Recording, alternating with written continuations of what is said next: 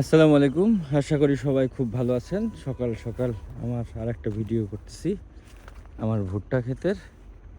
এই ভুট্টাগুলো লাগানোর ভিডিও একদিন দিয়েছিলাম। তো মেইনলি আমার গরু পালনের জন্য আমার সাপোর্টিভ যত খাবার দরকার সবগুলো আমি নিজে নিজে চেষ্টা করতেছি যাতে নিজের উৎপাদন করা যায়। তাই এই ভুট্টা লাগাইছিলাম। এই যে দেখতে পাচ্ছেন ভুট্টা মাশাআল্লাহ মোচা আসা শুরু হয়েছে মাত্র। তো এই ভুট্টাগুলা এখনও চিন্তায় আছি যে সাইলেজ করব নাকি এগুলা পাকায় রেখে দেবো।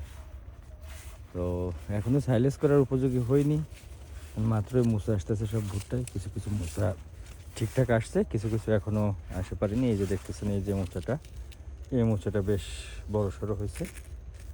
তো আর এই যে নতুন নতুন কিছু আসতেছে, এই যে দেখতেছেন নতুন নতুন আসতেছে এগুলা। তো দেখা যাক কি হয়। বেশ ভালোই হয়েছে মাসাল্লাহ ভুট্টাগুলা।